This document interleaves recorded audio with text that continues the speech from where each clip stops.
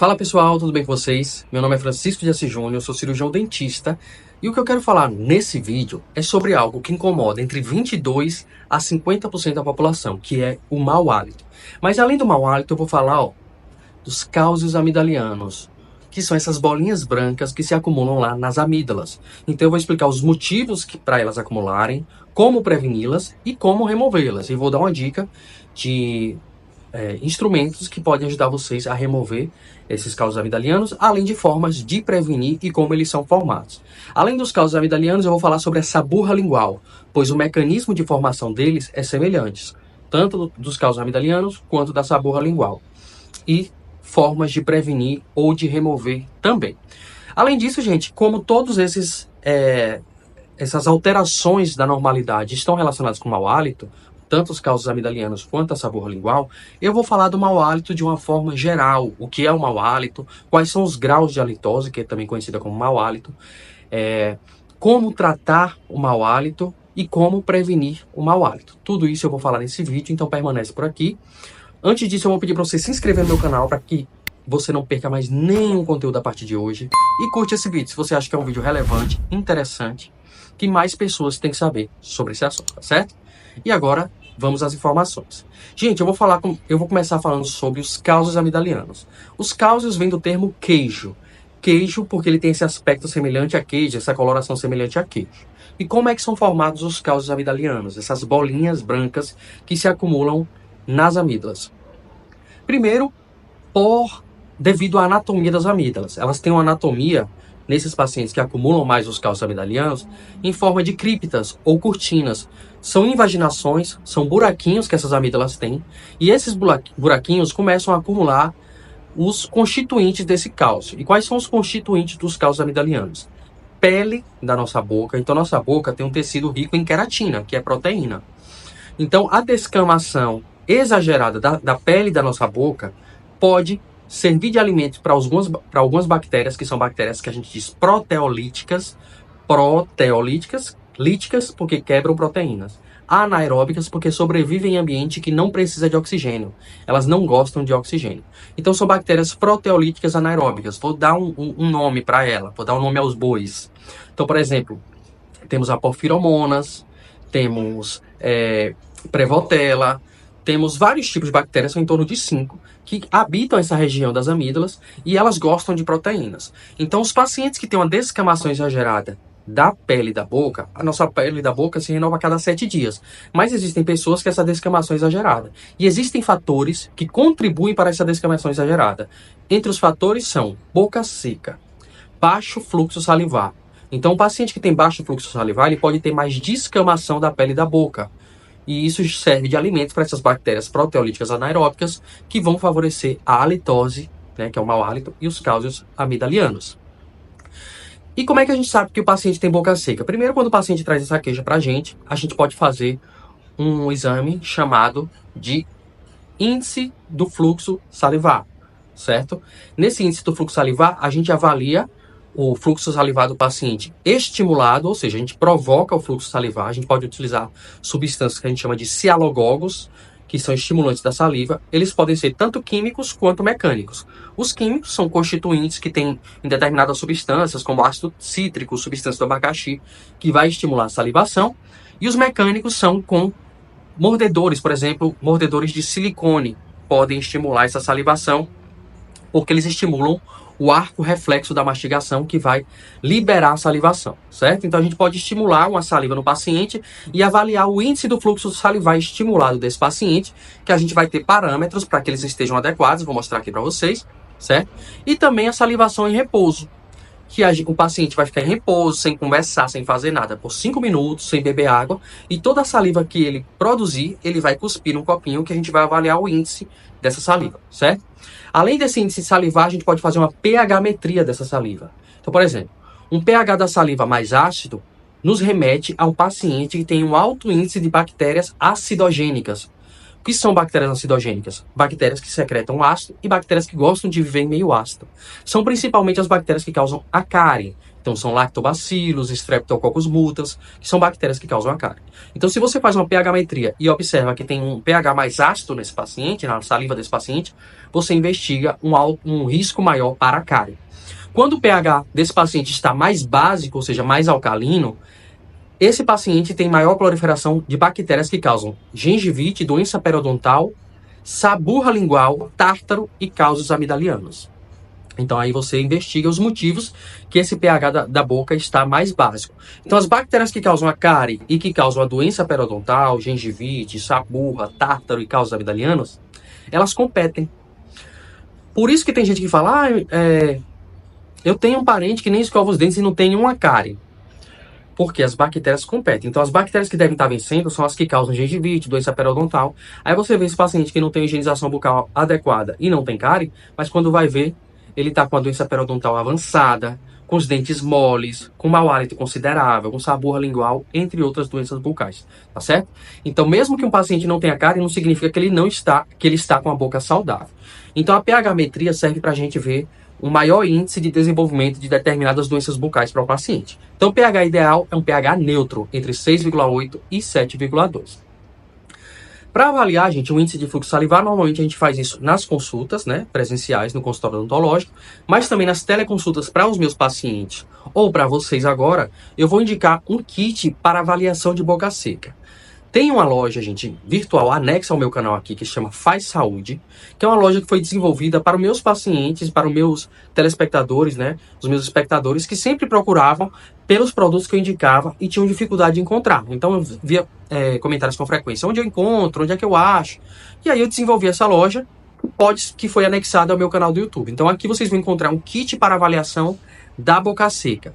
E aqui vocês vão ver os parâmetros de boca seca ideais, parâmetro de boca seca não, os parâmetros de índice de fluxo salivar ideais e de pH salivar ideal, que você já pode iniciar desconfiando se você tem boca seca ou não, né? Porque a boca seca pode ser uma hipossalivação propriamente dita, que é o baixo índice de fluxo salivar, ou o que a gente chama de xerostomia, que é uma sensação de boca seca por alteração da composição salivar, mas não pela baixa do fluxo salivar propriamente dito, ou pela ação de medicamentos, entre outras coisas, tá certo?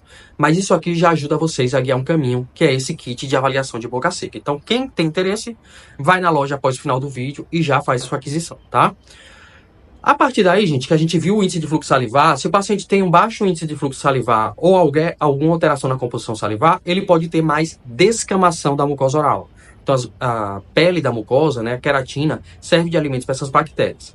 Então, junto com essa descamação da mucosa oral, constituintes da saliva, como por exemplo cálcio, fósforo, flúor, minerais da saliva, vão ajudar essa pele, né, que é essas proteínas da cavidade oral e corpos estranhos, que por exemplo são restos alimentares, né, outras substâncias que podem estar na cavidade oral, a se unirem, formando uma bolinha, que é a bolinha branca, que são os causos amidalianos.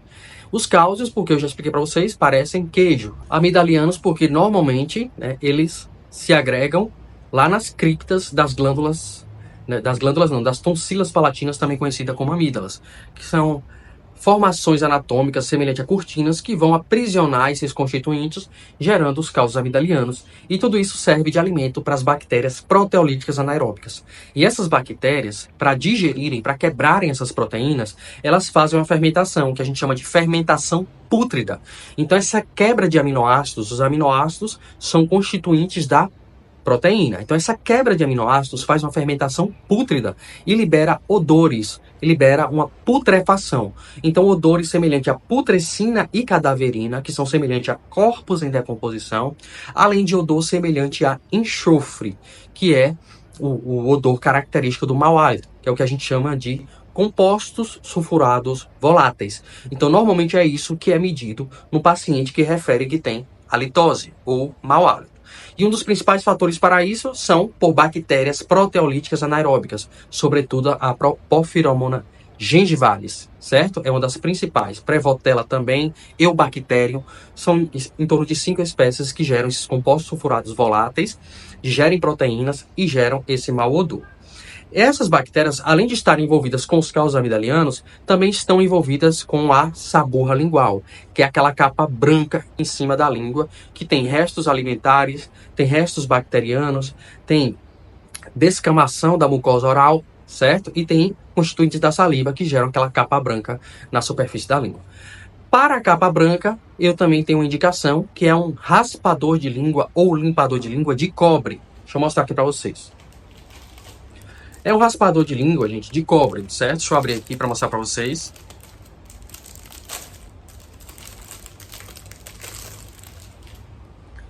Ele é de cobre, né? E ele é bem maleável. Por ser de cobre, garante uma boa durabilidade, né? Com o tempo, gente, ele pode escurecer um pouquinho, porque isso é de cobre, mas tem dicas lá na loja que eu falei para vocês, na Faz Saúde, que tem aqui vai aparecer um saquinho de loja, né? Aqui no cantinho, nesse ou nesse cantinho, e aí vocês vão ser direcionadas para os produtos que eu estou falando.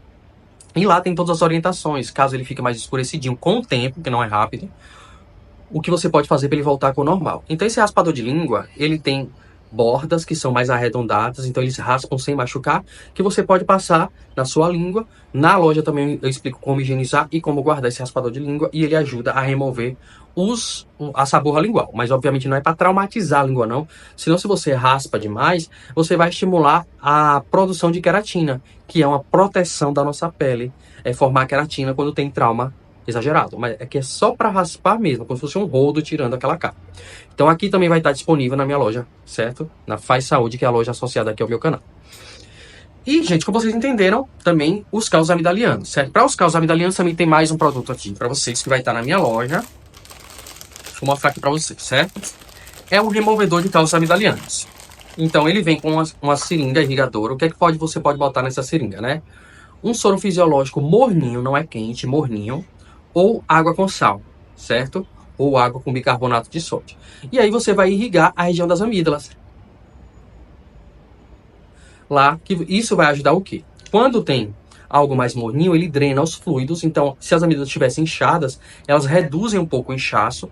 E o sal, ou soro fisiológico, faz o quê? Pelo mecanismo de osmose, drena os fluidos do meio menos concentrado para o meio mais concentrado. Então, o edema, o inchaço, vai sair das amígdalas para a irrigação. Quando diminui o inchaço delas, vai facilitar a saída dos calos amidalianos. Que são esses outros constituintes aqui desse kit que você vai utilizar para remover os calos amidalianos. Ele tem algumas cores, gente. Azul, verde, amarelo. Você pode escolher quando você vai comprar. Esse aqui é rosinha. É uma caixinha, certo? Vou abrir a caixinha aqui para vocês verem. Nessa caixinha, gente, o que é que vai vir? Vai vir uma lanterninha, certo? Essa lanterninha aqui que vocês estão vendo. Que vai ajudar vocês a visualizarem lá a região.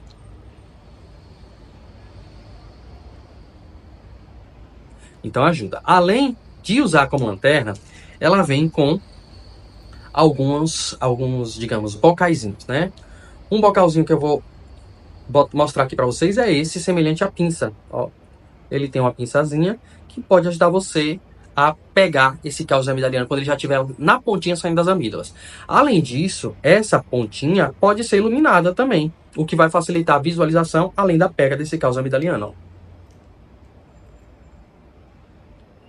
Então você visualiza e consegue pegar. Além dessa pontinha, vai ter outra que eu vou mostrar aqui para vocês. Que é uma colherzinha, certo? Ele é uma colherzinha, que vocês estão vendo aqui. E essa colherzinha também serve, além de você pressionar a região de tal calos amidaliano para que ele seja expulso, né? Como se fosse uma espécie de espremer de forma sutil, você também pode pegar o cálcio.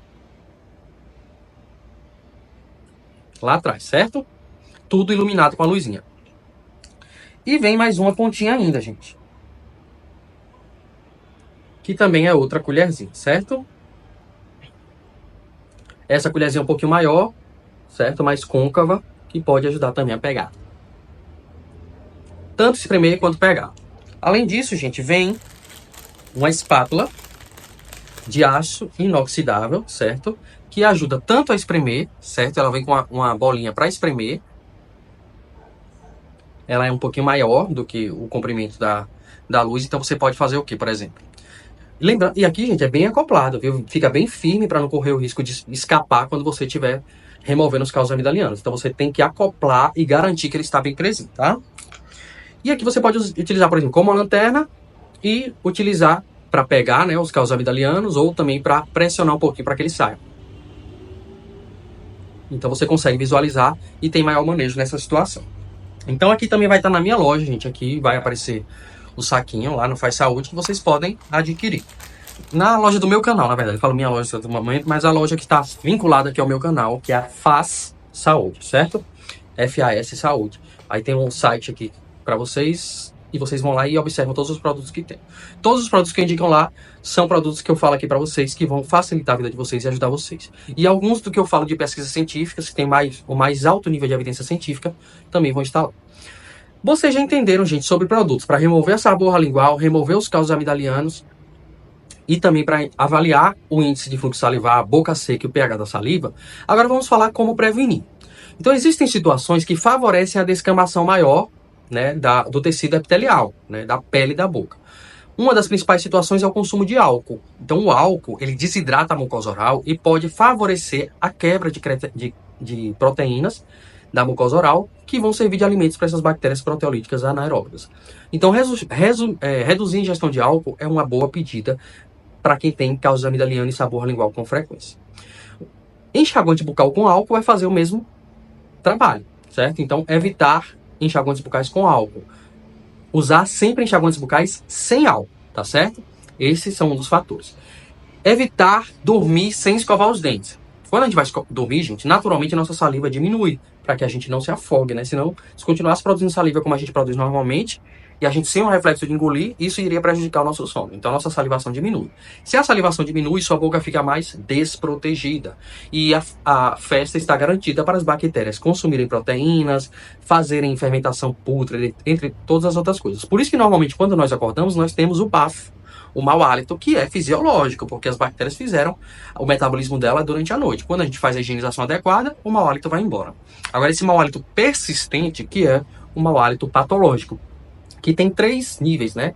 Tem um nível que você, para sentir, você precisa pelo menos estar um pouco mais perto da pessoa, 10, 20 centímetros. Então, nessa distância, você começa a sentir. Tem outro nível que, por exemplo, uns 30, 40 centímetros, você precisa estar nessa distância para sentir. E tem outro nível que a 1 metro você já sente. Então, quanto mais longe você está, que você sente a halitose do paciente, é porque essa halitose está mais grave. Então, basicamente, a gente classifica com essas 3 graduações, né? E também tem, gente, a pseudohalitose, que é quando o paciente acha que tem mau hálito, mas ele não tem. Normalmente, essa pseudohalitose pode estar associada com ansiedade, depressão ou fobia social. Aí, nesses casos, a gente pode tratar o paciente com antidepressivos e com terapia, tá certo? Além de todos esses cuidados, gente, a higiene bucal tem que ser caprichada, né? Então, o tempo adequado para você escovar seus dentes é de 2 a 5 minutos. Além de escovar os dentes, se você está escovando muito mais rápido do que isso, é porque você não está higienizando adequadamente sua boca, certo? Agora, não é para ficar 2 a 5 minutos na mesma área, não. Tem um vídeo meu já aqui ensinando você a fazer uma verdadeira faxina na sua boca. Eu vou deixar a sugestão aqui para vocês, certo? Para vocês aprenderem. Então, a higiene bucal adequada é o quê? É limpar a língua. Já mostrei para vocês aqui um raspador, pode ser com escova também. Escovar os dentes, certo? No mínimo 3 vezes ao dia e sempre escovar para dormir. Eu costumo até brincar. Escova os dentes de noite para manter os dentes e de dia para manter os amigos, porque senão ninguém aguenta o bafo fisiológico, certo? Não é um bafo patológico. Então, escovar os dentes e passar o fio dental. Muita gente esquece de passar o fio dental. Quando você não passa o fio dental, 35% da sua boca está suja. E aí, essas bactérias, principalmente a Porphyromonas gingivalis, que estão lá nas gengivas, fazem a fermentação pútrida, geram mau hálito, geram inflamações gengivais, que é a gengivite, e essa progressão da gengivite vai gerar a periodontite, ou doença periodontal, que faz a perda do ligamento periodontal e deixa os dentes moles, e o paciente pode perder os dentes no futuro. Além do mais, a doença periodontal tem correlação com algumas doenças do corpo, como diabetes, doenças cardiovasculares, parto prematuro, aborto espontâneo, impotência sexual e também Alzheimer, tá certo? Então não é brincadeira descuidar da higiene bucal, a higiene bucal é a bola da vez. E já existe correlação, gente, das bactérias da boca com câncer de intestino e de reto. Então foi feita uma cultura de bactérias do câncer de intestino e de reto, encontraram muitas bactérias da cavidade oral. Então a higiene bucal é a bola da vez. Nunca deixou de ser, né? Mas hoje mais do que nunca, para prevenir outras doenças, tá certo? Então passar o fio dental em todos os dentes pelo menos uma vez por dia, escovar os dentes, limpar a língua. Doutor, o enxaguante bucal é essencial? Não, não é, gente. O enxaguante bucal é como se fosse o perfume pós-banho. Se você não se higieniza direito e passa perfume, você não vai estar limpo. E em algum momento pode ficar até fedendo, né? Então, enxaguante bucal, prefiram sempre versões sem álcool. Mas existem enxaguantes bucais que são terapêuticos, e esses são indicados por um profissional de saúde, né? Principalmente o cirurgião dentista, que é o responsável pela cavidade oral. Então, tem enxaguantes bucais que têm princípios ativos que a gente recomenda para determinadas situações do paciente. Então, por exemplo, o paciente está com a pericoronarite, que é uma inflamação na região dos sisos, está com a gengivite, está com a periodontite, a gente pode indicar enxaguantes bucais que tem no seu princípio ativo diclugonato de clorexidina 0,12%, porque é uma substância antisséptica, vai ajudar a equilibrar a população bacteriana que está muito alta, certo? Para o mau hálito, gente, tem substâncias, princípios ativos que ajudam a combater e a prevenir o mau hálito. Então, entre os princípios ativos tem o perborato de sódio. O perborato de sódio, ele ajuda a oxigenar a região. Então, fazer bochechos e gargarejos com perborato de sódio podem dificultar a sobrevivência de bactérias proteolíticas anaeróbicas. Lembra que anaeróbicas é que não gostam de oxigênio? Se você oxigena, você não deixa um ambiente propício para elas. E isso pode dificultar a vida delas, certo? Então, perborato de sódio é uma das composições do enxaguante bucal. Cetilpiridínio é um nome engraçadinho, né? Mas é uma substância antimicrobiana que pode atingir essas bactérias que causam mau hálito. Então, a gente equilibra essas populações bacterianas que estão vindo a causar sabor lingual, causas amidalianos, entre outras coisas. Então, o cetilpiridínio é um outro componente. Dióxido de cloro. O dióxido de cloro, gente, é uma substância que ele inibe as reações que geram o odor de enxofre. Então, lembram que o maior odor causado pelas bactérias que causam mau hálito é o de enxofre? Então, esse dióxido de cloro inibe esse odor de enxofre. Então, ele pode reduzir ou até evitar que esse odor da halitose seja liberado por esse paciente, né? Então, basicamente, esses três ativos podem evitar uma halitose, que é cetilpiridina, perborato de sódio e dióxido de cloro. Tem outros também que a gente pode fazer associações, certo? Eu estou desenvolvendo um enxaguante bucal próprio meu. Eu também vou deixar a disponibilidade para uma lista de espera na minha loja, certo, gente? Na loja do meu canal, do Dona Falou Minha Loja. E aí, quem tiver interesse nesse enxaguante bucal, eu vou deixar a oportunidade de você se inscrever. Quando ele for lançado, vocês vão ser avisados com antecedência e terão acesso a um desconto de primeira mão, tá certo? Esse enxaguante bucal que eu estou desenvolvendo após muitos estudos para prevenir o mau hálito. Além, gente, da cavidade oral e dos causos amidalianos, que são responsáveis por 90% das causas de halitose, tem outras causas. Entre elas, 8% são infecções respiratórias, principalmente rinites e sinusites, ou rinossinusites. Então, qual é a minha indicação para vocês? Lavagem nasal. Na minha loja também vai ter dispositivos para lavagem nasal e também sachêzinhos que vão ajudar vocês a transformar a água em soro fisiológico a 0,9%, que é o melhor para você fazer a lavagem nasal com soro fisiológico morno.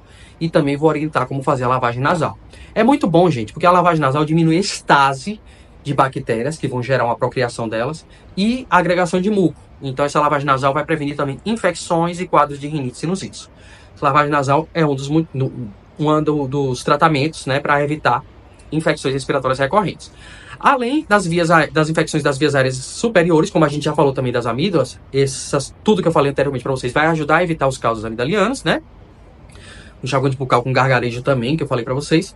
Também temos as infecções gastrointestinais. Então, por exemplo, o refluxo gastroesofágico é quando tem um problema no esfíncter, ou o esfíncter está sendo relaxado demais pelo aumento da pressão intraabdominal, que é as gordurinhas, ou gravidez, ou se alimentou demais, e aí o alimento escapa. Esse alimento que está em digestão, ele já tem muitas quebras, né, químicas que geram odor. Então, esse refluxo pode liberar esse mau odor para esse paciente.